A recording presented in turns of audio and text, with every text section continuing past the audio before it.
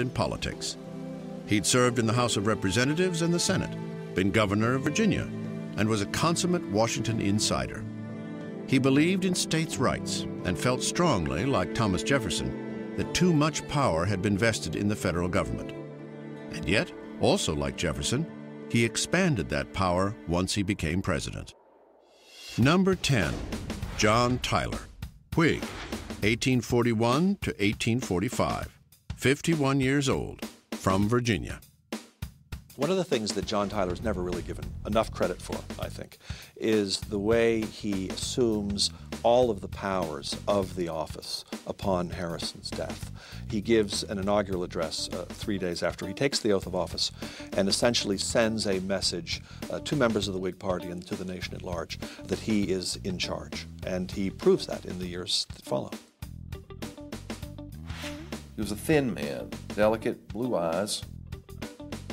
He felt that Congress should make policy, and this gave many the impression of him being weak. And this was a great misconception.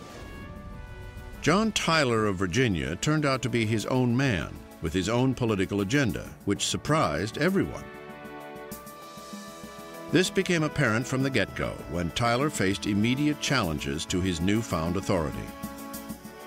He was derisively called His Accidency or His Ascendancy. Many believed he was just an acting president until a new election could be called.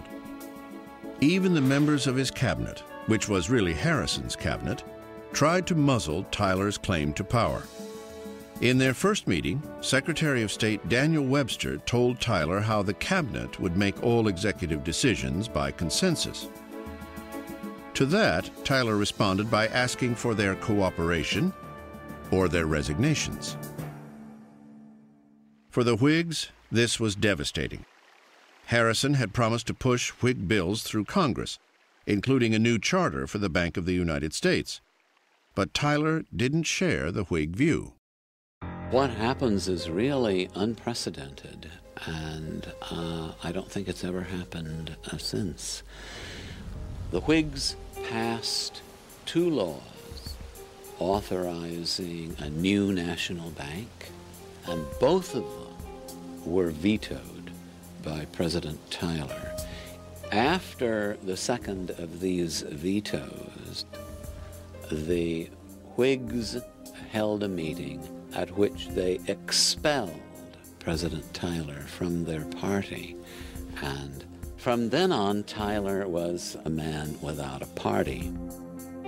Politically isolated in the White House, Tyler pressed the business of the nation, while imposing his will and skill as president. One of the things that Tyler's not really given credit for is his foreign policy achievements. You have the Webster-Ashburton Treaty, which is really a historic treaty between the United States and Great Britain. This treaty settled the disputed border between the United States and Canada, which was still a British possession. You also have the annexation of Texas, which is very, very controversial. Tyler took it upon himself to sign a treaty with the new Republic of Texas. But the treaty was immediately rejected by the Senate. That didn't stop Tyler. He cleverly asked for a joint resolution of Congress, and that passed. Unfortunately, it didn't improve Tyler's sagging political popularity. I don't really think there was any chance for Tyler to win a second term. He certainly thought about it. I think he wanted it. But the Whigs would have nothing to do with him by 1844, and the Democrats just simply didn't trust him. So he gracefully bows out. It becomes clear that the Democrats have nominated an expansionist like James K. Polk. In the fall of 1844, Americans elected a new president, a dark horse candidate whom nobody anticipated, but everybody embraced because he pledged to finish the work that Andrew Jackson had started.